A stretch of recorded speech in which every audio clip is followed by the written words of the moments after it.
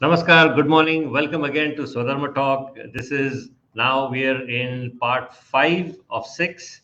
Thank you very much for all those of you who have joined us. We're here on a different platform. We are coming to you live using a different platform called StreamYard. This is not Zoom, but the good news is you still get to put in your comments, ask your questions, as those of you who have joined us for the earlier 4 programs already know that. We will be taking your questions towards the end of the program, but please keep them coming during the program as you see something relevant, because by the time you hear something more interesting, you've probably forgotten what you wanted to ask for earlier. So if you think of a question, please punch it in right then and there on the comment section right below the video. Let me welcome our host for today's program, Rotarian Lakshmi, who will then be introducing our speaker, Rotarian Ramkumar Seshu. Good Thank you, morning. Sami. Good morning. Namaste from Bengaluru. This is Lakshmi Balaji, and I would be the co-host of this program, Swadharma. Create a process for a balanced life in a VUCA world, volatility, uncertainty, complexity, and ambiguity, by Rotarian Ramkumar Seshu. Ram is the author of Born to Win Process, which is based on decades of learnings from the Upanishads and the Bhagavad Gita.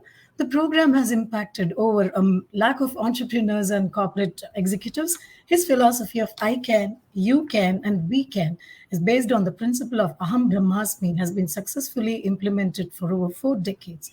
His signature program, Enough is Enough, Dimag ki Batti Jalao, Take Charge of Your Life. He is now on a mission to empower and create 1 million empowered entrepreneurs by aligning their Ichha Shakti, Jnana Shakti, Kriya Shakti, and Manas Shakti. Today's topic is Swadharma and changing roles of life.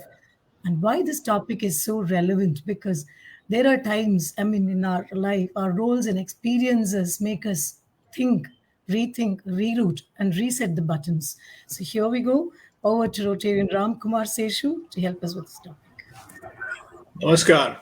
Thank you very much, Lakshmi and Sandeep and Sharda, for doing this. On behalf of everybody who's logged in, a huge thank you to all of you. Let me begin by praying to Krishna and requesting him to be with us during this session. Om Namo Bhagavate Vasudevaya. Thank you. So, Shubhodaya, everybody. Good morning. And Vivek Prabhu, my friend from Philadelphia, good evening or good night. Good early evening or good early night or whatever is the time right now for you, Vivek, out there. Do appreciate the fact that you're logging in and you're being here today with us. The last 4 days, we've been on this journey of Swadharma. The first day, we looked at what is the definition of dharma that we can take from today's perspective. As Lakshmi has been explaining week on day, that we're living in a VUCA world, which is, as she mentioned, volatile, uncertain, complex, and ambiguous. And we need to figure out a way through our ancient knowledge systems of how we can make it, from volatile to vibrant, how we can make it from uncertain to understanding, how we can make it from complex to clarity, and how can we make it from ambiguous to agility. And this attempt over the last 4 days is really how can we bring this aspect through going back into ourselves and figuring out are there answers that we can find within ourselves. And therefore, the first day we did this whole bit on dharma and swadharma. And the second day, we talked about how do you overcome conditioning challenges that are holding us back, that will prevent us from getting into the new VUCA definition that we've adopted for ourselves. The third day, we talked about the power of thinking I can, saying if you can think I can, then you will. And what do you need to do? And what are Krishna's interesting nuggets of information for us from there? And yesterday, we got into this whole issue of karma, and swadharma, about how we don't really need to figure out, what is holding us back. And without getting into a situation saying that, this is my karma, and I'm not really destined to be successful. How do you come out of that and get into practicing your swadharma? Now, today we're going to do another very interesting issue, which is unfortunately plaguing a lot of us in India right now, which is the changing roles in life, and how do we make sure that from a swadharma perspective, we understand what these roles are and how can we do. Now, one of the interesting things in India is, and why do I call it interesting? Let me give you a qualification, and also let me tell you something important today. Today is really, really when we are going to be taking quite a few leaps of faith from the Bhagavad Gita in terms of the interpretations that we're going to be doing and making it relevant to today's day and age, not only to today, but also to figure out how this can become an interesting guide for us for the next maybe 3, 4, 5, 6, 10 years, right? So bear with me and let your comments come. But I would like you to appreciate the kind of leap that I'm taking from one dimension to the other dimension, which is how do we make it relevant to today's day and age. So let me start with a bugbear that has come to haunt all of us in India, which unfortunately has come to be known as the caste system in India. Now, years of colonial rule, years of oppression have maybe hardened these issues. But let's look at it from another perspective, which is what actually Krishna tells us almost from verse 41, and we will get into that in just a minute, but almost from verse 41 to about 44 or 45 in the 18th, in the 17th chapter, in the 18th chapter of the Gita, where he shares with us some very interesting nuggets. So let me ask Sandeep to pull up the first slide of the day, and then we'll understand what he's trying to tell us. Lakshmi? Yes. Chapter 18, verse 41. Brahmana kshatriya visham shudranam cha parantapa karmani pravibhaktani swabhava prabhuvair gunaihi. The duties of the Brahmins, Kshatriyas, Vaishyas and Shudras are distributed according to their qualities in accordance with their gunas and not by birth. Hey Parantapa, ब्राह्मण क्षत्रिय वैश्य और शूद्रों के कर्म स्वभाव से उत्पन्न हुए तीनों गुणों के द्वारा विभक्त किए गए हैं. Thank you. So we can remove the slide. So let's look at it from a simple perspective. Any society needs four kinds of people, and this is the message that is very clearly given. Any society needs four kinds of people. The first are people who are going to be spending their time in the pursuit of knowledge and spreading that entire knowledge. So those people who are going to be spending time in acquiring knowledge, in spreading that knowledge, in making us as a society richer from a learning perspective, let us call them the Brahmanas. The second group of people, all societies need people of a certain strength, of a certain mental makeup, of a certain valor to defend itself, to enforce there are certain societal rules and regulations that are followed. Otherwise, there'd be chaos. And Krishna very clearly tells in verse number 43 of this particular chapter that these are people who you can call as Kshatriyas. The third group, we need commerce. We need the wheels of economy to move. We need to earn income. We need to create wealth. And it is very important that these are people who are going to go and create that wealth that you require. And these are people that we call Vaishyas. And the last, you need people to serve. We need people, and this is a very, very important group of people. It's not enough to have people to have knowledge or to create wealth or to protect the society, but you need people to offer their services to make sure that we are able to live a better life. Whatever be that service, it could be an architect service, it could be an engineering service, it could be a chartered accountant kind of a service. All these are services that are very, very important. And therefore, these are people that we will call as a Kshudra. But the point is that somewhere we've gone and lost this whole thing. And we've made it as if at the bottom of the pyramid is these people. And that is completely, completely wrong as far as I'm concerned. I'll tell you why. The whole of our Puranas, the whole, the Mahabharata, the Ramayana, they're full of people who from one group, even though being born in a particular group, have migrated into another thing. Yesterday, I talked to you about Janaka, who was known as the Raja Rishi, who was a Raja, but whose outlook was that of a Brahmana, of a Rishi. You know the story of Raja Harishchandra, who, when being challenged by Vishwamitra, actually came down to offering a service in a graveyard. So history is full of such examples of people moving from one level to another level. Take Dronacharya again in the Mahabharata. He's an acharya. He's supposed to be someone who's spreading knowledge, but he took up arms and he became a kshatriya. So we've enough and more of examples of people who have moved from one level to the other level. It is unfortunate today that we are besieged by the system where we think that by birth we actually are in a particular area, and I can tell you this, that this is so completely wrong.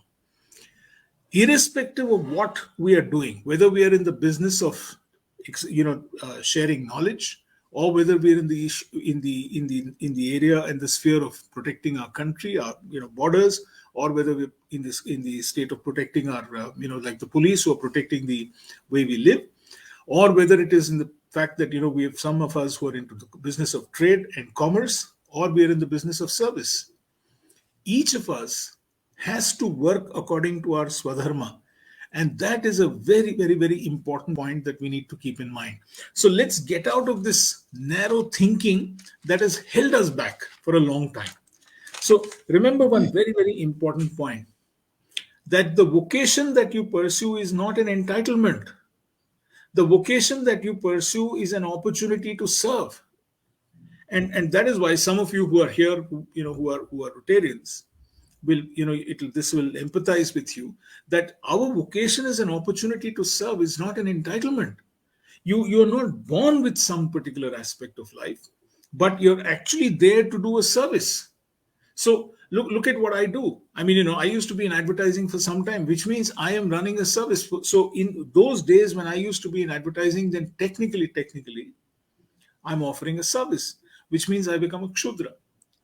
So from there, I have now moved into a situation where I'm sharing my knowledge, and therefore I become a Brahmin. So it really, I think it is time we got rid of these artificial, delineations in our mind, and say, look, let us recognize the greatness of every profession that is performing a service, because without that, mind you, society will collapse. Because we need that service, we need what to do. Now, coming down to how is this related to us? You see, this vibrancy that is required today, especially in India and the rest of the world. We need all aspects of life. We need all these 4 different stages. We need all these 4 different types of people to come together and say, let's create that vibrant India. Let's create that India full of understanding. Let's create that India full of clarity. Let's create that India which is agile. And the reason why we need to do this is very simple, my friends. After so many years of independence, we still have poverty which is plaguing us. We need to get that. We need to get rid of that. And the only way to do it is to get the economy to move forward. I keep hearing that we have the potential to be a $5 trillion economy. And in Karnataka, and some of you who are in Karnataka has all the possibilities of becoming a $1 trillion economy in the next 4 or 5 years. We need to work and make sure that that happens. And for that, we need to all get together and work. And what is the kind of spirit that we need to work in? Let me request Sandeep and Lakshmi to pull up the next slide that we have for you. Chapter 7, verse 16. Chaturvidha bhajante mam jana sukritinurjuna artho jignasurartharti jnani cha bharatarshaba. O best among the Bharatas, 4 kinds of pious people engage in my devotion: the distressed, the seekers after knowledge, the seekers of worldly possessions, and those who are situated in knowledge. Hey Bharatashreshta Arjuna, उत्तम कर्म करने वाले, आर्त, जिज्ञासु, धन की कामना वाला और ज्ञानी ऐसे 4 प्रकार के लोग मेरा भजन सेवन करते हैं. Now, just join me on this leap of faith that I'm going to take right now. Just keep the slide for a minute or two, Sandeep. Okay? Now, let's take this leap of faith, people. What are we saying? That irrespective of the vocation that you pursue, we need these 4 kinds of people. Let's, let's move away from the fact that 4 kinds of people engage in my devotion. That is one part. Now let's see how this is relevant to today's day and age. I don't know how many of you have heard of this whole business of competencies and how competencies are the thing right now. Thank you, Sandeep, for the slide. So, if you want to look at from a competency perspective, okay, and those of you who are management gurus here, and those of you who are management students here, you will understand. We talk of the 4 kinds of competencies that are very, very important in life in any enterprise. We talk of the beginners, then we talk about the expert, the practitioners, then we talk about the experts, and then we talk about the teachers, right? 4 levels of competencies in any organization. Now, this is exactly what Krishna's message is to us, that there are 4 kinds of people who want to do good karma, okay, good karma, which is good work, who want to do significant action, who want to pursue their Swadharma. When he says there are some people who are distressed, what is he talking about? He's talking about the people who are beginners. And then he says, if there are some people who are practitioners, who are into worldly possessions, they are into practitioners. And then the experts, those who are seeking knowledge. And finally, those who are situated in knowledge, which are the teachers. So you've got this clear definition for us, which is saying that, look, irrespective of what your station in life is, if you can try and figure out saying at what level am I right now in this particular cycle, then you can get to what you want. So he's telling us a very, very important point, that you can have different approaches, but you can have the same objective. Like all of us who are working in an enterprise, you could be a beginner, you could be a practitioner, you could be an expert, you could be a teacher. But if all of you are aligned on pursuing the same objective, then it doesn't matter what station in life you are. You could be, a fresher out of college joining an enterprise. You could be someone who has 2 to 3 years or 4 years of experience. You could be someone who's got maybe 7 to 8 years or 10 years of experience. You could be someone who's got 15, 20 years of experience. It doesn't matter what life you are, what level you are in.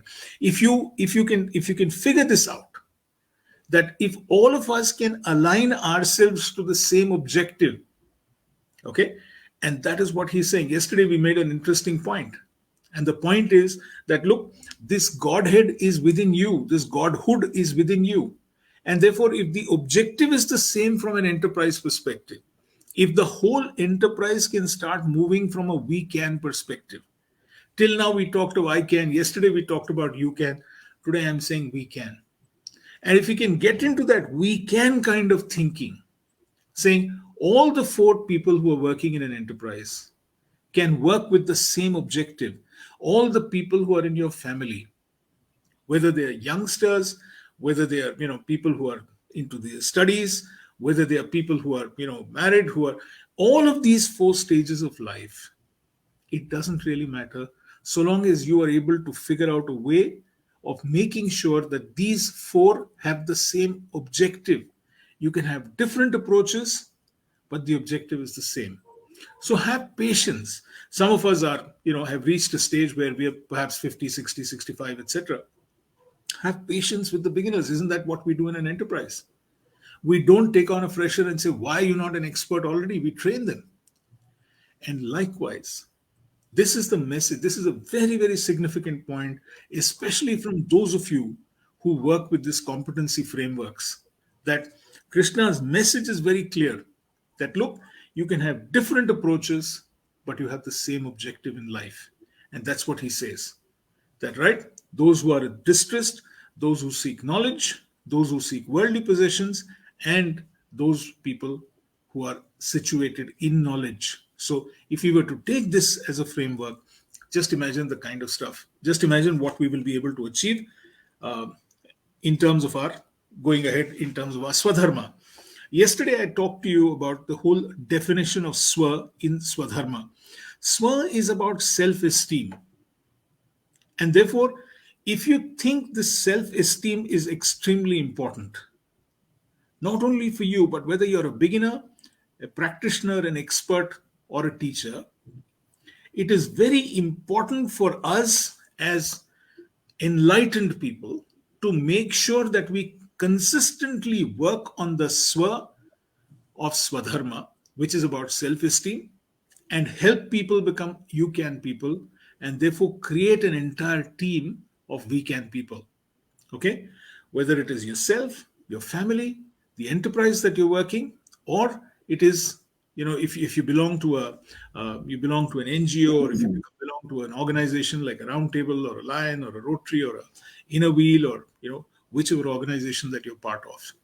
So it is this message that is so exciting from Krishna, saying that here is a new way of looking at it, and why don't we actually figure out a way in which we can pursue this aspect of Swadharma in a very interesting way.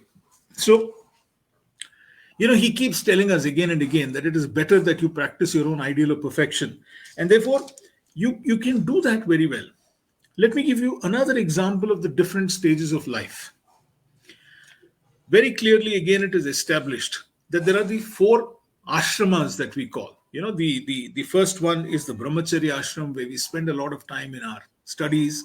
Then we get into the grihastha ashrama, where you take on a different kind of a role altogether. From a student, you get married, you start a family, and that's something which is very, very important. And from there, you move on to the third stage, which is the vanaprastha ashrama, which means you're slowly bringing down all your, you're bringing down all your attachments. It's as if you're going to relinquish your duties and you're handing over to the second generation, the generation coming later. And then finally, the sannyasa, where you kind of completely cut yourself off from all the material worldly possessions in life. Now, how do these 4 stages in life, the different roles that you play, as a student is a different role, as a husband or a wife, or there's a different kind of a role, as someone who's mature enough, who's now ready to hand over to the next generation in your own enterprise. We talked about the beginners, and then we talked about the fact that you can become a practitioner and an expert and then a teacher. How do these roles also keep changing? What is his message to us in terms of how do we actually practice what we need to do in these different stages of our life? And there's a very, very interesting nugget that we picked up from the Bhagavad Gita, and this is again an interesting insight on how we can actually connect the learnings and the teachings of the Gita to whatever be your situation in life. So Sandeep, can you help me with the 13 verse 25? Lakshmi, please. Yes. ध्यायेनात्मनि पश्यन्ति केचिदात्मानमात्मना अन्ये सांख्येन योगेन कर्मयोगेन चापरे. Some try to perceive the Supreme Soul within their hearts through meditation, and others try to do so through the cultivation of knowledge, while still others strive to attain that realization by the path of action. कई मनुष्य ज्ञान योग के द्वारा, कई सांख्य योग के द्वारा और कई कर्मयोग के द्वारा अपने आप से आपने आप में परमात्मा तत्व का अनुभव करते हैं. So here again, this is a very interesting thought that he's sharing with us, that look, there are so many different approaches that people can take. Okay, you can have different strokes at different times of your life. You can choose different ways of doing the same thing. So let us respect the fact that people are going to be different from us. Whatever be your station in life, whether you're a beginner, whether you're 20, 21, 22, or whatever it is, and you've got a son or a daughter of that age, or you are you're a son already, you're a daughter already of that kind of an age, and you're pursuing your studies, or you're working, you're establishing yourself, you're establishing your enterprise. You may be around 30, 35, 40, 50, 55, or you're getting into that age when you're saying, okay, I've done what I need to do, I now need to hand over, and I need to slowly start cutting down on whatever I've been doing all these ways and start enjoying life, or I need to completely cut off myself from the day-to-day life because my body can't take it anymore. It doesn't matter. Let us recognize that at each of these stages, there are different things that we need to be doing, and that is such an important lesson that we've got from this particular shloka.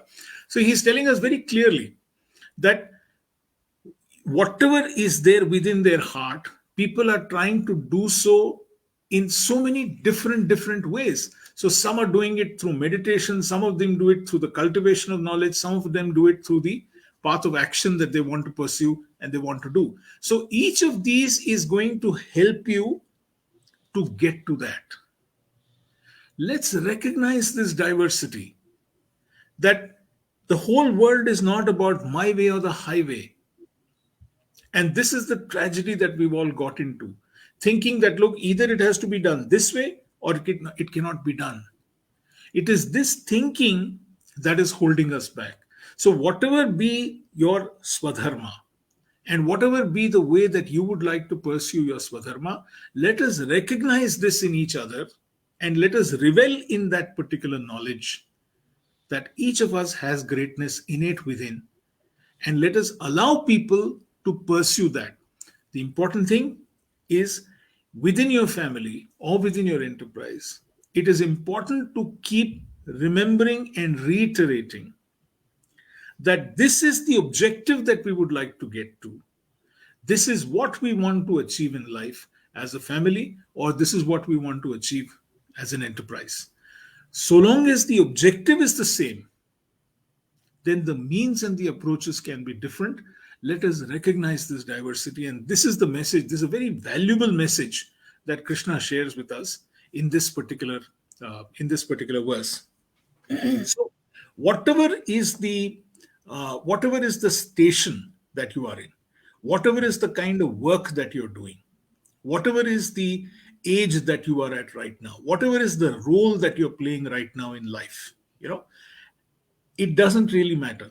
So long as there is an alignment on the ultimate objective of what you want to do from a Swadharma perspective, and you recognize that each of these people will take a different approach, but they will reach the same thing. They will reach the same objective.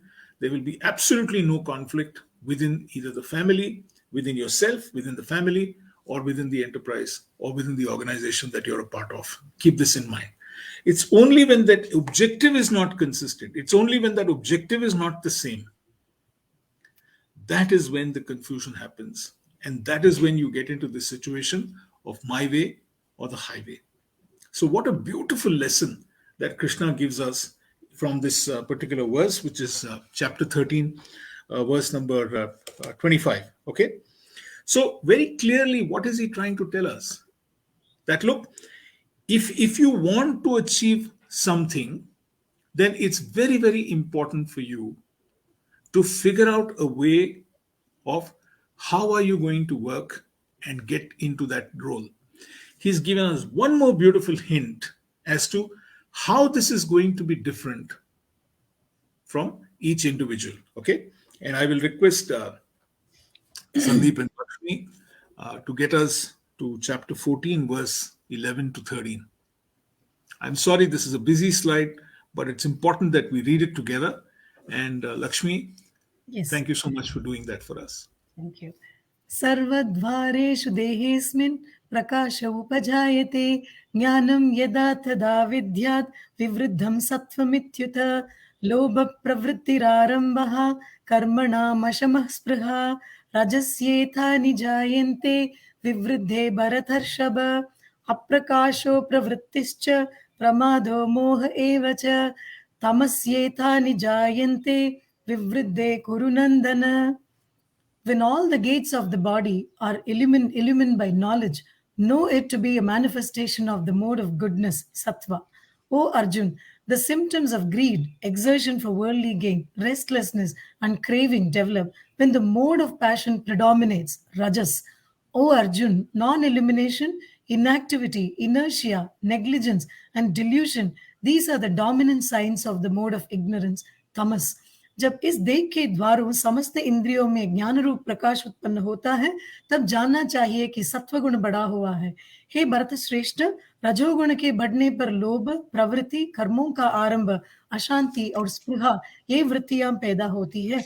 हे कुरुनंदन, तमोगुण के प्रवृत्त होने पर अप्रकाश, अप्रवृत्ति, प्रमाद और मोह ये सब उत्पन्न होते हैं. Fantastic. So let's just hold this slide for a minute. See what look at the message that he's giving us. Okay, And this is from a perspective of moving to a you can and a we can. Okay, till now we looked at a lot of I can. Now this whole this whole chapter is this whole session is about the you can part and the we can part, right? So when he's talking about the you can and the we can, what is he saying?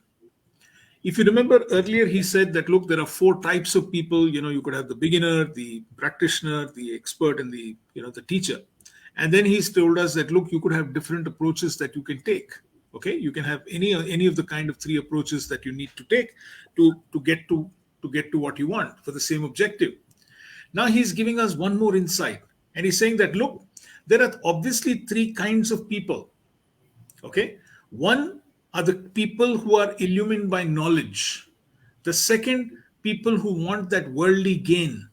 And the third, people who are well versed in inactivity and inertia. Thank you, Sandeep. So his message is very clear to us that look, recognize the fact that there are these three kinds of people.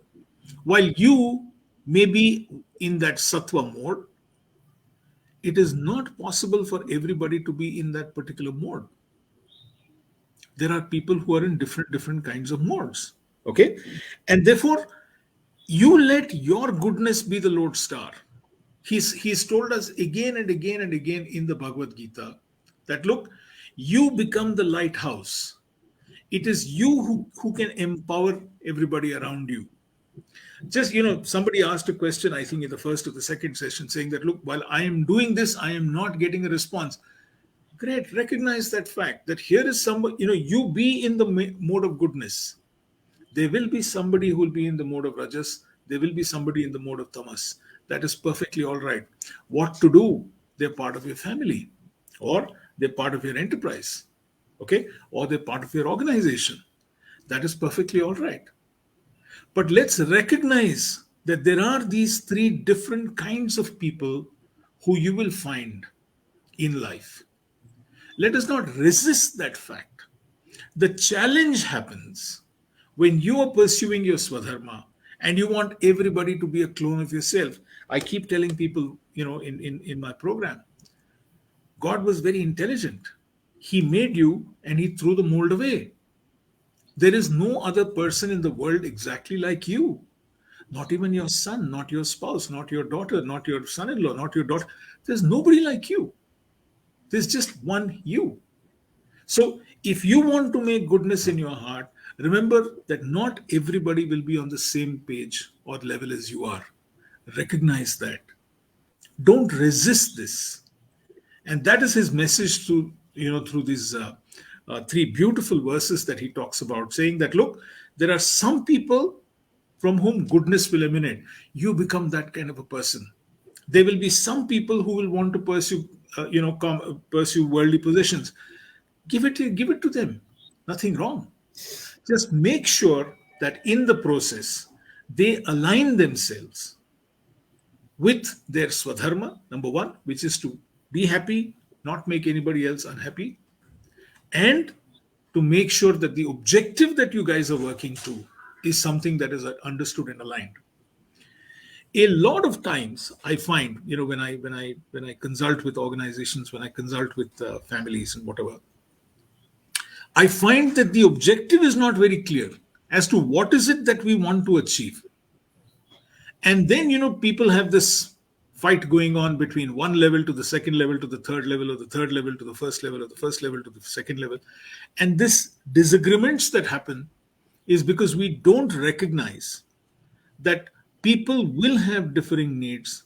Why? Because their approaches are different. And this is his message to all of us, saying that, look, if there are people with different needs, if there are people with different messages, different approaches, recognize it. Don't resist it. Don't question it. Because remember, we need to move to that we can aspect of life. Your enterprise needs to be a we can enterprise. Your organization needs to be a we can organization. Your family needs to be a we can family. And it is only you who can approach this and say, let's talk about it from a you can.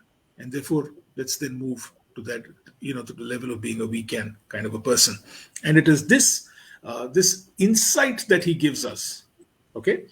Those of you who are interested, read up the Gita a lot, especially chapter 17 and 18, when he talks at great length about these three different kinds of people and the different kinds of approaches. Believe me,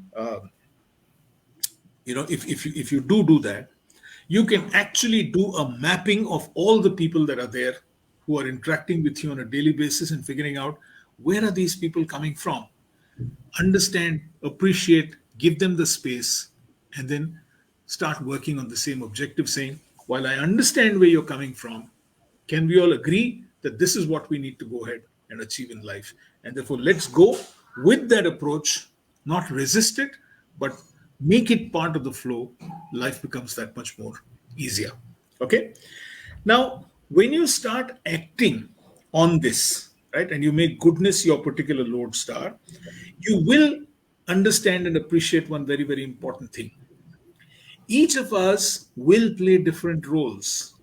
Okay, I remember when we were curating this entire program, Lakshmi asked this question to me, saying that, look, at the same point of time in a day, I'm a daughter, I'm a wife, I'm a mother, I'm a teacher, I'm a colleague, I'm part of an organization. So how does this work? I mean, is there a dichotomy in what I have to be in each of these different roles? No. Irrespective of what you are trying to do, irrespective of what role you are discharging right now, it is very, very important to remember that you are in control of what you want to achieve at that point of time. And how do you slip from one to the other is the important part. Okay. Now, through the Gita, in about 3 or 4 different ways, in 3 or 4 different places, Krishna talks about what are the kind of attributes that you can cultivate, which are attributes that are going to help you. While tomorrow we will talk a lot about that, and we will get into a far greater detailed analysis of what are those attitudes that are going to help you and what are those attitudes that are possibly going to hold you back. We will do tomorrow. But right now, I want to take you through saying, okay, how do you do what you need to do if your role is changing?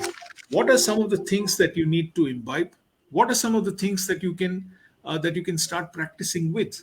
What is the kind of attitude that you need to do when you're working on your when you're working on your self-esteem? And therefore, how can you move forward? This is again a slightly difficult slide. Please bear with us. This is chapter 13 from verse 8 to 12. Lakshmi? Yes. Amanitvam adambitvam ahimsa kshantirarjavam acharyopasanam shaucham stairyam vinigraha indriyarteshu vairagyam anahankara evacha janma mrityu jara vyadhi dukkha doshanudarshanam asaktirana bishwangaha putradara grihadishu nityam cha samachittatvam ishto nishtopatishu मयि चानन्य योगेन भक्तिरव्यभिचारिणी विविक्तदेशसेवित्वम् अरतिर्जनसंसदि अध्यात्मज्ञाननित्यत्वम् तत्त्वज्ञानार्थदर्शनम् एतज्ज्ञानमिति प्रोक्तम् अज्ञानं यदतोऽन्यथा.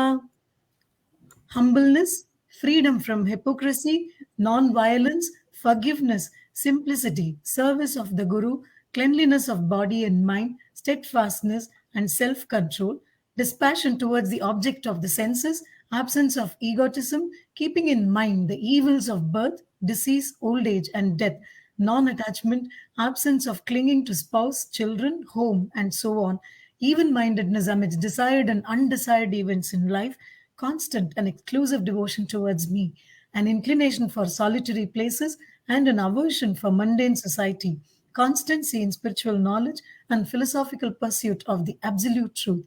All these I declare to be knowledge, and what is contrary to it I call ignorance.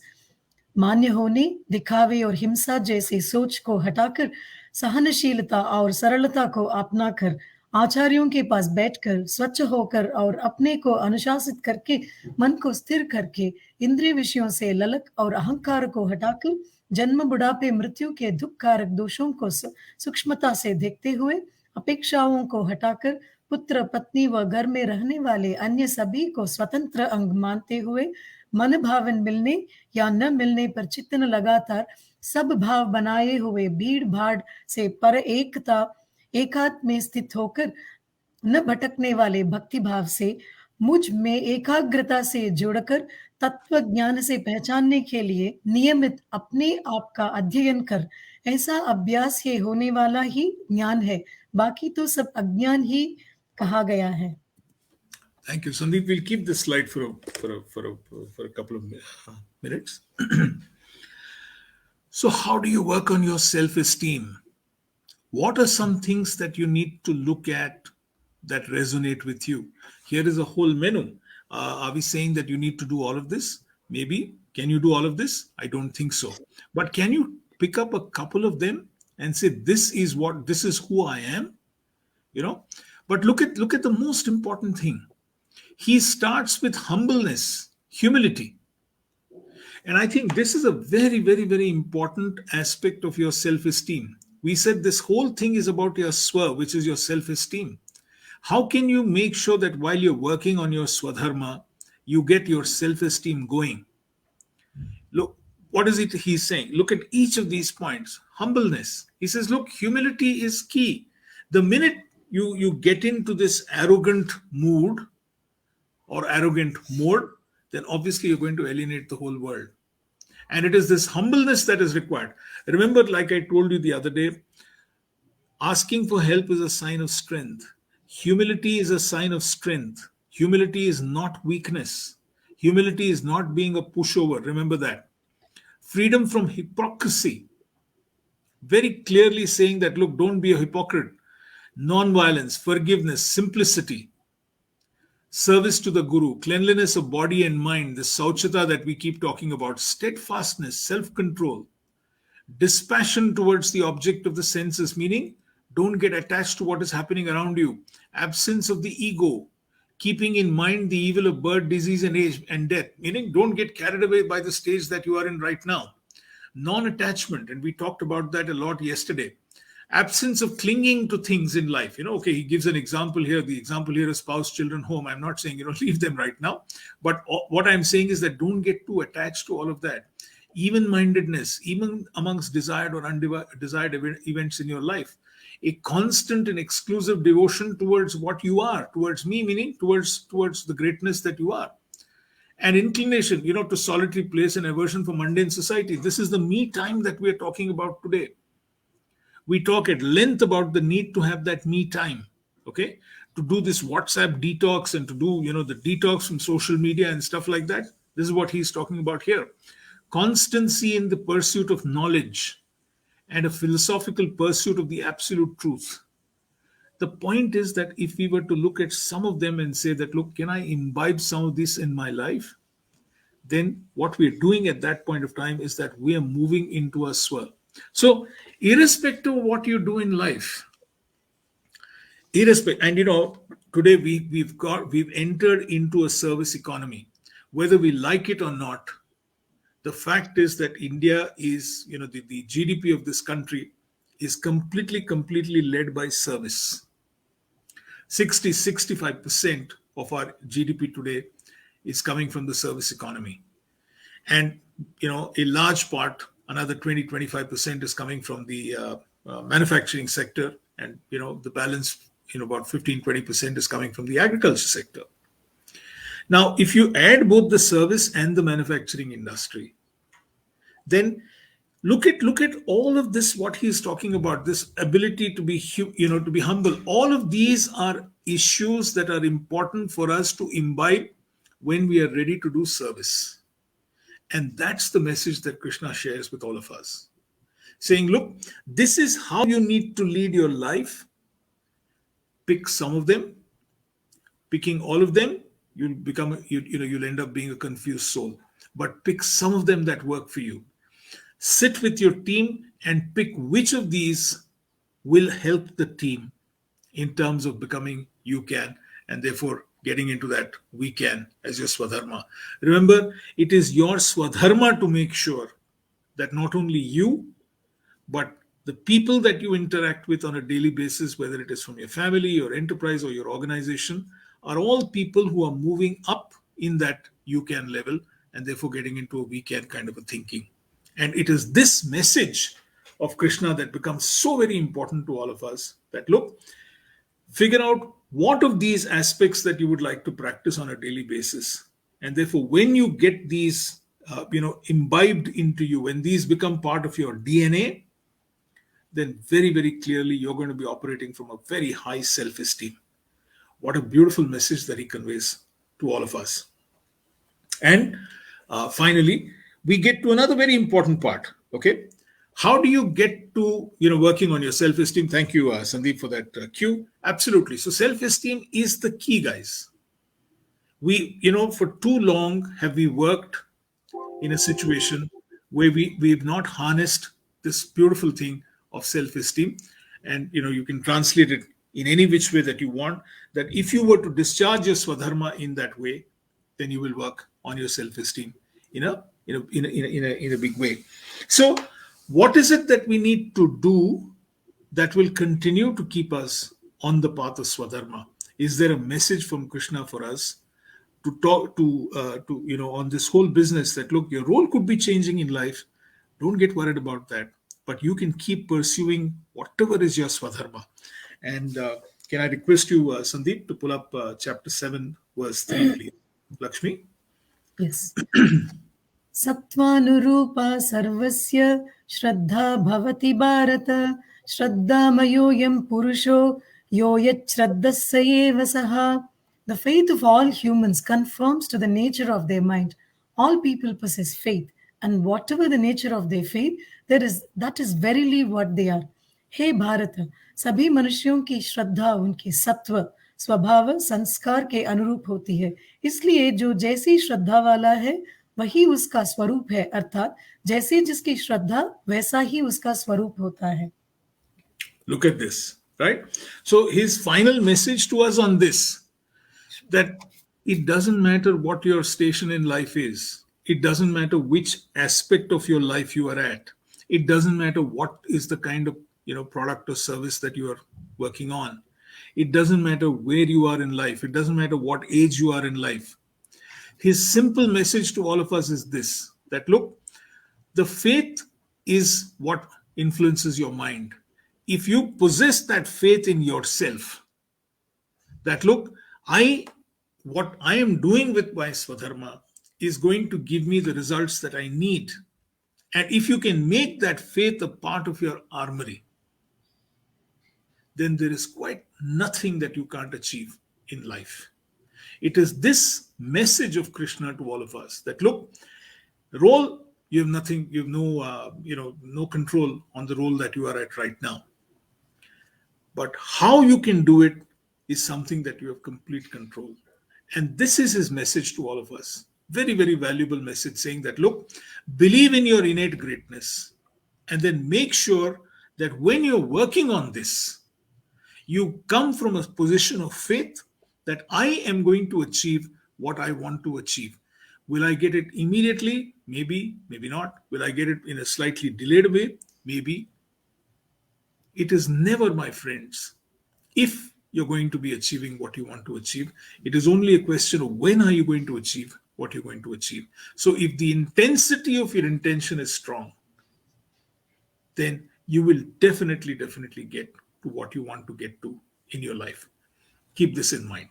And this is his message to all of us, that whatever role you're performing in life, do it with a certain faith, do it with a certain humility, do it with a certain joy. Okay? So remember what just to quickly recap some of the salient things that we looked at today, that your vocation is not an entitlement. Keep this in mind. Vocation is not an entitlement. It's not by birth. It is something that you're doing because you enjoy doing. Some of us enjoy serving others. Some of us enjoy pursuing knowledge. Some of us enjoy being in the services. Some of us enjoy being in the police. Some of us enjoy being in industry and commerce. And that's great. It has got nothing to do with your birth. It's not an entitlement. It is an opportunity for you to serve people. Keep this in mind. And then we talked about the fact that you could have different approaches. Okay? but you could have the same objective. So this is very important for us as leaders to remember that you can have, so long as your objective is aligned, you can have different approaches getting to what you want to get to in your life. Then we talked about the fact that recognize diversity. People are different. Recognize diversity. So you will have different strokes that you need to work on at different times. So, like you have to do it in your life, also recognize that there will be diversity. There will be people with different strokes. There will be people with different requirements. Somebody, you are in the sattva type. Somebody will be in rajas. Somebody will be in tamas. Encourage them to keep moving up. And while you're doing this, make sure that your goodness is your lodestar, because he keeps reminding us again and again that people will emulate you. People will emulate greatness. He makes this interesting point in the Gita. At one point he says, look, I have nothing to achieve, I have everything, and yet I continue to do my Swadharma. So if you make your goodness as your lodestar, then you will certainly be able to become that lighthouse and spread happiness across whatever you do. Most important, make sure that you constantly work on your self-esteem and the self-esteem of the people that are working with you. There is no point in doing something by which the self-esteem of your team, of the members of your family, will come down. That is so short-sighted. Build them. Because only then, if you've got a huge team of you can people, only then can you do what we can. And then you can start moving up in the path of your Swadharma and what you need to reach. Finally, believe in your innate greatness. Have that faith that I am born to be great. I am born to win. I am somebody who can do what needs to be done. And let's keep spreading this message across whoever we interact with, whoever we do, any kind of work with. As I said, within your family, within your enterprise or business or industry, or whether it is within the organizations that you're part of. Get people to start believing in that, and then we will really, really create something huge, something beautiful. With that, I end my. I finish the talk, but we're open to an interaction. Sandeep, Lakshmi, your thoughts, and then maybe we can take some questions if there are any. Yes, thank you for that. Another really enlightening session, Ram, and 3 takeaways that I got from it. And the first one, of course, we spoke about this earlier about when you spoke about being entitled to a vocation. So that's the mistake that most of us make. We tend to stereotype and typecast not only others but also ourselves. So when we not only view them, with I wouldn't say jaundiced eye, but with prejudice, and then we also look at how like we were born into something, or we were born into a family or caste or religion or whatever, and therefore this is what we have to do. And since everything is preordained and destined, there is no change that I can do. So that's one misconception, and we're happy to see that really being busted in a very, very sensible, rational manner. The other thing is entitlement. So this is something which a lot of it doesn't help a lot of people to change, because entitlement is like, how can he or she do this to me? And that's actually, you're feeding your ego. So I remember this quote by Charles Darwin. It's something similar to the fact that it's not the strongest or the most intelligent who will change, but those who survive will be the ones who will be able to manage the change. So stemming from his theory of evolution, you will only be able to move forward if you're adaptable to change. The dinosaurs didn't change, and that's why they went out of business. And the third most important thing is what I learned and picked up is humility. And I think intellectual humility is something that we really, really need to adapt to and adopt. Because if you don't believe you could be wrong, how will you learn and how will you grow?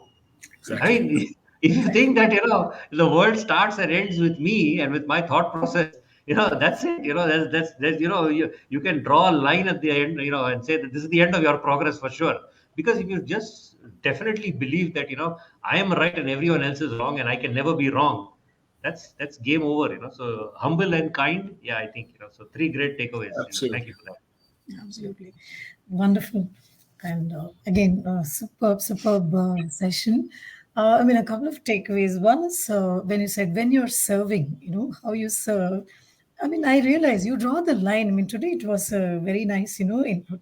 You draw a line between what you are by birth, the varna, to what you belong, and to what you when you serve what you are. So that also, helps you. Segregate people between, okay, this person is, he belongs to this one. Fine, I'll accept. The acceptance mode comes when you work. That delineation that we do when we work. That's one. And second one, you touched upon the family. I mean, it's a very wonderful point. See, if you are able to explain to the family, the common objective, be it goodness or we become a next generation billionaires, anything be it. So this will actually give freedom. If we explain this and tell our children, oh, this is what a framework is, you work here, then I don't think parents will be forcing children to do, oh, yehi karna hai. I mean, they give them their freedom because you tell them this is the objective. We want to go from here to there. And then you take that path. So that is one beautiful learning, that I got. And third, how you connected everything. I've just drawn a connect between. You were talking about Shraddha. From Shraddha, you move to faith. And from faith, do your duty without expectations. And when you do your duty, how you perform your actions, the types of actions that you explained. And from that action, so you do it with the vairagya that again yesterday you explained. And ultimately become the lighthouse. You aim to be the lighthouse in whatever you do, even in our day to day, like you're running a corporate, somebody, if you want to become a lighthouse, you're going to tell them, don't do the same thing, do a little bit of improvisation, right? So you become a lighthouse. This is how it is. So it's a beautiful connect I could make from, the last 3-4 sessions, how to take your life as per your Swadharma. Fantastic. Amazing, Thank you very amazing. much. It's like a dream. It's a different portal we are in everyday morning. Amazing lessons. Amazing lessons. Wonderful. Absolutely. Sandeep, you mentioned this whole theory of evolution of Charles Darwin. If ever you have the time, I mean, I'll spend some time with you. And if you look at all the avatars, Yes. from where they started to where they ended, that is nothing but the theory of evolution. Theory of evolution, It's yeah. explained in a very interesting way. Actually, this is this. If you can remove the fear that people have, like I was telling you yesterday, it's not as if there's a god sitting somewhere up there and looking at Ram Seshu and saying, "Arey yaar, ye isko abhi I'm going to punish this fellow." And what can you imagine the massive supercomputer that he must be having to process all the data of 7 Yeah, billion it's like in people? the movie. It's like in that Jim Carrey movie Bruce Almighty. Oh, Correct. yes. Can you imagine that? He gets all those requests on the computer and he says Oh, yes for yeah. everything. So this godhood is within us. When you do something which is going against your Swadharma, you will find the obstacles coming naturally in your way. That is bound to happen. Great. Any comments that you'd like to look at? Any Yes. questions? Yes. Any stuff? I mean, I know Yeah, that yeah. we've got a highly interactive Yeah, audience. Yeah. today there were a lot of people there. We'll take Balaji Manu's question, Sandeep. How to charge perception and stereotyping in today's world? So, Balaji, it's very simple. One of the I guess he meant change. I'm not so sure it says charge. yeah, I think it must be How to charged. change perception? Sorry. How to Yeah. change perception and stereotyping in today's world. So, Balaji, the challenge here is very simple. You know, I'll give you my own example, Balaji. I told you some time back that I used to be a terrible student in school. I just couldn't study. I mean, studies in me were very, very far away from me. So today, when I meet some of the people from my school or from my college, they say, "You, I mean, what are you talking? I mean, you." So they still look at me from that perspective, and they're so right. Okay, they're absolutely right in their perception, because that is the mold that they've created for me, Balaji. Okay, so if you want to look at yourself and say, can I change my perception, then I think you need to get back to what Mahatma Gandhi said, that you need to be the change that you want to see. Okay. So if you were to change the way you are going to behave, if you're going to change the way, your own perception of yourself, then the world will start grudgingly recognizing that here is someone who has changed enormously. Okay. I'll give you an example from history. Ashoka was known as a very violent person. Okay. And after the Kalinga War, when he just massacred that whole, the story goes that there was a river of blood out there. I fortunately went and saw the rock and the inscriptions there, and then he changed. But it took time for him to convince people about this new pacifist thought process of Ashoka. Okay, till he sends his own son and daughter out to Sri Lanka, and the Bodhi tree, and that entire journey that he gets into. So it takes some time for him to get there. So the first thing you need to do is to be consistent with the change process, be the change you want to see, and the world will at some point of time or the other start recognizing that you have changed and that you are pursuing your Swadharma. Will everybody accept it? No, but it doesn't matter. You are happy with who you are. That's the important part. Yeah, there's another good question here from Kavita. What is the difference between self-esteem and ego? Oh, lovely. So, Kavita, there are, my favorite answer to this, Kavita, is that there are three kinds of people. Okay. One is a very passive person, and who's, for want of a better word, a bit of a pushover in life. Okay. Obviously, we keep telling people that this person has a low self-esteem. Okay. And then there is, at the other end of the spectrum, there is one super aggressive, super in your face kind of a person. Okay. We invariably say that these are people who have a very high ego, and everything is there. I mean, Reshma also asked this question yesterday. These are people who have very high ego. Kavita, let me tell you, these are also people who have a very, very, very low self-esteem. Okay. People who have a good, healthy self. There is nothing called a high self-esteem. There is a good, healthy self-esteem. These are people who are assertive, people who can stand up and say, I'm sorry, but I disagree with what you're saying.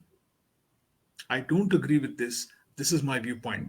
So, three types of people: the passive, low self-esteem; the highly aggressive, the in-your-face, the obnoxious people, very low self-esteem. They're actually lower in self-esteem, Kavita, than the people who are, the passive types. And then those who are in the middle, who have a very high self-esteem, who are assertive, and who are saying, sorry, I disagree with what you're saying. While I respect the fact that you have an opinion, but I disagree with this opinion because my opinion is completely different about this. Those are the people who have a very high self-esteem, who have a good, healthy self-esteem. Keep this in mind. So ego comes and destroys people's self-esteem. Okay. Many years ago, Kavita, I was in Delhi, and I was standing in a line, and I love Delhi. I love Delhiites. There was this young man who was trying to push his way in the airline check-in line, and I just told him, I said, भाई साहब, हम लोग सब भी line में खड़े हैं, तो आपका टाइम भी आएगा क्योंकि सबको फ्लाइट पकड़ना है. So he said, तू जानता नहीं मेरा बाप कौन है. I said, तेरे को ही नहीं मालूम तेरा बाप कौन है, तो मैं क्या करूं यार. So the poor guy laughed and embarrassed, went back and later came and said, uncle, ऐसा क्या बोल दिया आप. ऐसे तो ऐसे सवाल पूछते क्यों हो यार. लाइन में खड़ा रहना यार, क्या होगा तुमको, कुछ नहीं होगा. Right. Yeah. Sense of entitlement because of birth, not because of anything else. Yeah. And for what his father did, not him. Exactly. So. Yeah. Right. Ram Bhatt. I would broaden the interpretation to include. Can you just pull up Ram Bhatt? I mean, yes. Ram is someone who I have a tremendous amount of respect. A phenomenal human being. Ram. Oh yeah, absolutely, Ram. Completely. I mean, I think he's talking about the interpretation of service and production also. Yes, absolutely. I think so. I mean, maybe those days we just talked about commerce and the Vaishyas, but yes, I think very, very true. Includes farming, all crafts, factory workers, absolutely. And this is this is the bulwark of the nation, because it is these people who will add value and therefore wealth to the nation. I couldn't agree with you. Lieutenant Colonel Okay. Pandey, I think, Take- yeah, unfortunate that many think it's their birthright. Absolutely right, sir. I agree. Next is Srini Saraswatula's question. Okay. Intellectual arrogance in leaders is most damaging of types of arrogance. This has debilitating impact on team. Also, failure thereafter has crushing impact on the same person. And how do we help the leaders in navigating through both the situations? Yeah, Srini, absolutely. You see, the whole, um, this is what, Srini, if you remember in the first session, we were talking about as the Dhritarashtra effect, where this intellectual arrogance that comes in saying that I can, even if I do wrong, I can get away with it. Okay. This is the most damaging point with intellectual arrogance, Srini. When you continue on this path of intellectual arrogance, you reach a point where you keep thinking that I will get away with this, Srini. And that is the most dangerous aspect of life. Okay. You look at all of these people who have deviant behavior. Okay. Any of these people who have deviant behavior, perfectly normal human beings who worked hard to reach there. And you look at all these fraudsters. You look at all these, maniac type of people. You look at all these people who are into insider trading. You look at all these people who are into sexual harassment. Okay. What is the problem there? The problem is that they think they will get away with their nonsense. And then, Srini, the other challenge, they keep attracting people who will keep telling them that you will get away with this. You're the greatest, sir. Nothing will happen. They'll keep feeding into that. And that is the problem that impacts the team. The whole team gets destroyed by this, because the good people in the team, the people who have an option, will leave that team and move away. And then you will be left with people who have no option in life. Remember this. So it is this intellectual arrogance of believing that I can get away with anything, which is very, very debilitating. So what do you need to do if, when I'm trying to help such people, or when I'm trying to coach such people or work with such people, Shini, my approach with them is very simple. Saying, let's make a list of people who are not participating in your team anymore, or people who have left your team and moved away. And let's try and find out, why is it that these people have moved out of your life, even in a family? What are those relationships that have broken away, which at one time were significant relationships? Is there a challenge that you're having out there? So can you please make a list of such people and find out for yourself, introspect, as to why is it that this person who at one time was important in my life, whether it's as an employee or a partner, or some member of the family, or whatever it is, what is it that I've done that is giving me this false intellectual arrogance that is completely destroying what I do? And the good people, Shini, will leave. The bad people will continue to be there. Or, the not so good people, the inefficient guys, will continue, because it is in their interest to keep feeding you that you are the greatest and you can do no wrong in life. Yeah, it's Ram. It's funny that you mentioned. Many years back there was this Aesop's fable about the emperor's new clothes. I don't know Absolutely. how many of the children remember that. So you will end up, and those of you who don't know it, please Google it. The emperor's new clothes. It's something like that. You surround yourself with yes men. And very soon the people who may have a better point of view or a different point of view are going to leave and go. So it's Yeah, very look at important look. for any leader Absolutely. to make sure that there are balanced, and not get carried away, by the fluff. Yeah. Now look at what happened to Dhritarashtra. His own brother Vidura, who was the epitome of being wise. Completely, he was sidelined, and he just left the court and he went away. And the story goes that after the entire Kurukshetra war, and after Yudhishthira was crowned as the Raja and things like that, That's the time Vidura comes back and says, brother, let's go back, let's get into the forest now. Enough is enough. So the point is that he cut himself off from the person who could have helped him the most at that point of time. Given him a perspective saying, what are you doing here? Yeah. There's another question from Balaji again. Yeah. I'm seeking your input in stereotyping that's imbibed on us since birthday, that you're this and thus you need to be this way only.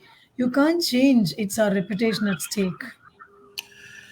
Yeah, Balaji, this is an important point. This is especially, unfortunately, you remember we were talking about this whole comparative business that we are stuck in, Balaji. And, the stereotyping, a girl is like this, a boy is like this. My son is more intelligent, my daughter is more intelligent, my son is not so intelligent. It is this stereotyping and the fact that you have to live up to that stereotyping. That is the biggest challenge that we're finding right now. And this whole issue of that, look, if you don't confirm, then naak kat jayega kind of syndrome that is there. But what are you doing in this process? I completely agree with you, Balaji. This is a great point. What we are doing is that we are creating deeply unhappy people.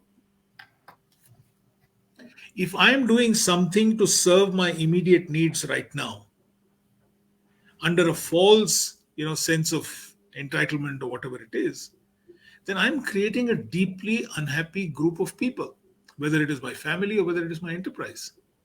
And therefore, at some point of time, Balaji, this whole thing will collapse. You're so right on this. Okay, that from birth, this stereotyping and this, expecting to live up to the Joneses, as we call it, this is going to destroy us, because this is not a long-term sustainable proposition. I completely agree with you on that.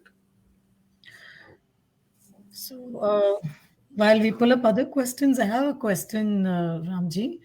Please. Most of us here are people who have had a lot of experiences in life, and we are able to relate to all this, right? What about the youngsters? Like, even now, as I see, if I had known these 25 years before, probably my experiences, I would have either taken them differently, or probably I would not have had these at all, because I would have probably ended up making the appropriate decisions, right? So, how are we going to take this to the young crowd? I mean, explaining this, this is what Swadharma is, because they also have to accept the changing realities in front of them. So, how am I going to convince a youngster with this Swadharma, the concept? So first thing is, I think, the change, as Gandhi mentioned, and I'm a great admirer of Mahatma Gandhi. I mean, according to me, there were three different Gandhis. When we're talking about these roles in life, I'm glad you asked this question, because there were three different Gandhis. Okay, there was the Gandhi in South Africa, who was a well-to-do lawyer, who was doing well in life. Okay. Who could buy a good ticket, but who got thrown out of the train. And that is one Gandhi. And there's another Gandhi who came back to India and decided to tour the length and breadth of India, and gave up all his fancy clothes, because he said that, look, if this, so that is a very, very interesting Gandhi. And if you have a chance, you must read he read his writings, read his thoughts at that point of time. That's when he made all these great statements of be the change you want to see, etc. And then, of course, there's the third Gandhi. At the time of the partition, as an Ishtajivi, I think he would have realized that his time is running out, and therefore, he had to do what he had to do to make sure that the British left India. His whole statement of be the change you want to see, I think, is very important for all of us as parents. Okay? It's one thing to advise young people, but we need to get out of that mode of thinking. Young people, or who I call Gen I, the inheritors right now, they don't need our advice. We need to get out of that thinking, Lakshmi, and that thinking, this is our conditioning again. When I was young, I had certain gatekeepers of knowledge. One was my father, my mother. The second was my teachers in school or my professors in college, etc., etc. So I have grown up with gatekeepers of knowledge. Let me tell you what I mean.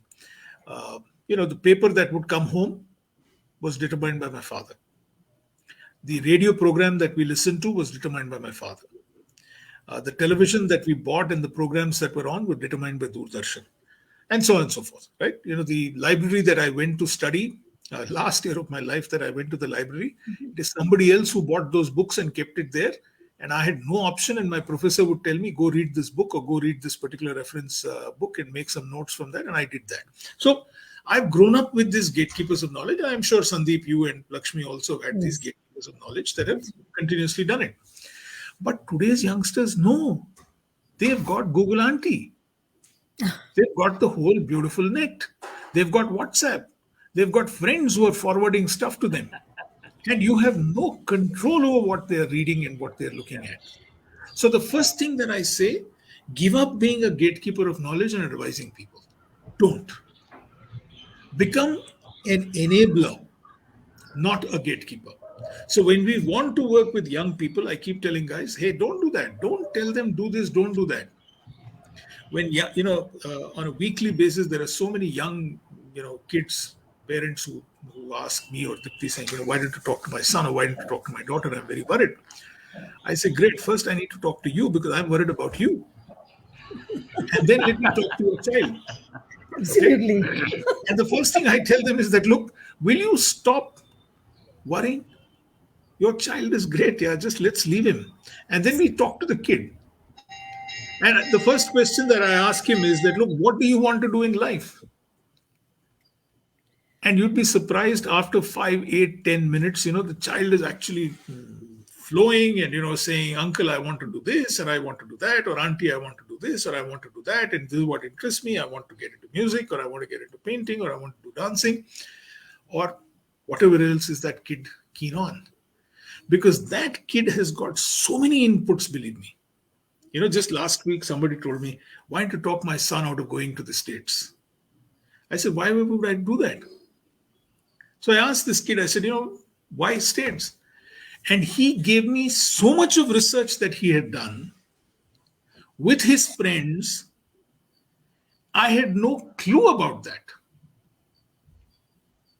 As to why he should go there, what he will do after that, everything was mapped out in his mind. And here is a father and a mother saying, no, talk him out of it. And I'm saying, are you mad? That guy's gone way ahead, yeah. Okay? Mentally, he's thinking that I'm in that university right now. So why don't you become an enabler of knowledge and not a gatekeeper of knowledge, Lakshmi? So if we can change that thinking, the career counseling work that you're doing right now, Lakshmi, and you're doing some great work in that in District 3190. I think there again, I'm saying if we can change that whole module, instead of saying you do this, you do this, you do this, if we can get into a dialogue, and I'd love to help you with that, what do you want to do there? Okay, let's ask these kids, and mind you, we'll get some very, very, very interesting answers on what you want to do. It's interesting that you mentioned that about the parent, trying to talk the kid out of, going and doing something. This happened to me also. A friend of mine said that, the child is wanting to do this and this, that. Why did you talk? So, of course, I didn't have the wisdom to turn around and tell the parent, you lay off. But I said, okay, I'll have a chat with the child. I spoke to the child, and as you rightly said, the kid was really full, into with all the ideas and everything and all. And I came back and I told the parent, who was a friend of mine, and I said that, I think the kid is right. You probably need to change. And like, what nonsense! I think that was the end of my friendship with that person. So unfortunately, that's what happened. So, yeah. To sum it, I think our Swadharma as parents or, people in the family, we have to trust them and give them that freedom, to do what they want, right? Yeah. Trusting our children and their capabilities and their decisions becomes more important. Yeah. Yes, Kavita, parents do need counseling. I tell you, more than the young people, I think parents need a lot of counseling and help, Kavita, 100%. Yeah, this Vivek says that's the message he was waiting for. Yeah, that's right. Vivek. Fantastic. To our Palak, yeah. We can say change the DP, Dwarpalak. Change the DP to... Instead of being a gatekeeper Dwarpalak to becoming an enabler. Why not? Yeah. Let's try and search, Vivek, for what is a good word for enabler in Sanskrit. Youngsters are more intelligent, wise. We should understand that first. Absolutely. So true, Hemant. Yeah. So true, Hemant. Okay, I think just a few acknowledgements about those who tuned in and watched since morning. Ram, thank you for joining us. And yes, Vivek, it was evening. It must be pretty late for you now. Sahil, yes, thank you for joining us too. Yeah. And, I must say that I'm seeing my good friend Pankaj Vats from Delhi. Pankaj is a great human being from Delhi. So, Ram, yes. Absolutely. Yes. Collaborate and work together on the 1 trillion economy for Karnataka. Yeah. Yeah, sure, sir. Absolutely. Yes. Thank you, Sudhakar, for joining us. Thank you, Reshma. Ram Arun says Shlok 24. Typed in a little earlier. I do not know in what which context. Chapter, Arun? Is it 2.4? No. Shloka 24. Which chapter? Okay, Rama, maybe we'll come back to him in the comments. Maybe if you can just tell me. Yeah. I think So Vivek Balaji had this comment to make. Sorry? Vivek Prabhu has found a Sanskrit word for enabler. We'll just pull that up. Yeah. One has to be a cop who can question, a lawyer who can probe, a doctor who can heal, and people like you who can... Oh, wow. Thank you, Balaji. So sweet of you. That is awesome. Yeah. That is my aha moment today. Thank you. Yes. Oh, wow. Thank you, Kavita. Thank you, absolutely, ma. Thank you, Amritavali, for joining us. Yeah. And very nice. Or Margadashika. Yes, thank you. Okay, where is enabler? Vivek.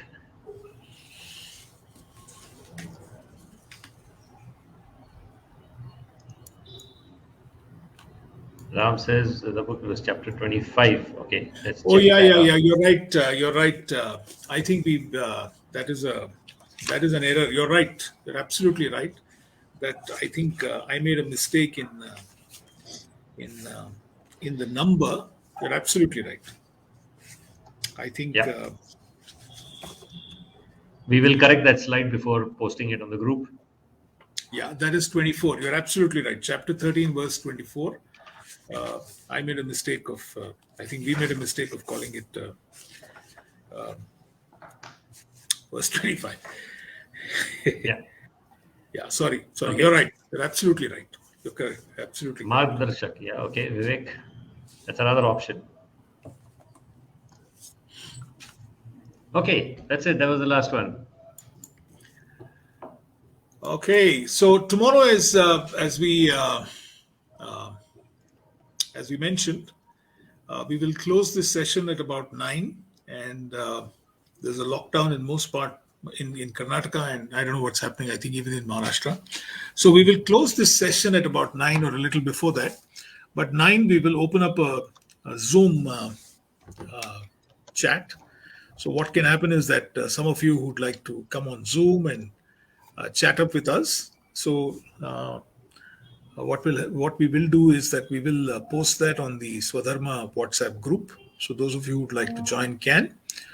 We'll also try and see how we can reach it to as many people as possible. Yeah. Yeah, we will post the Zoom link on the Facebook page and on the LinkedIn page also. And also when the program starts tomorrow morning, we will again flash the Zoom link so that you can join us after 9 o'clock. Yeah. Super. Okay, so thank you very much, all of those who joined us. Looking forward to see you tomorrow morning. And don't forget, as you can see on screen tomorrow, after we close this session here, the live session on Facebook and LinkedIn, we will move to a Zoom session where it will be a lot more interactive and get a chance to ask and interact a lot more. So thank you once again. Thank you, Ram. Thank you, Lakshmi. And Thank you. thank you all of those who are watching early in the morning. And Thank you, please join us everyone. again tomorrow. I'll just close the session. Ram, Lakshmi, just stay right there. Thanks. Thank you. Thank you all.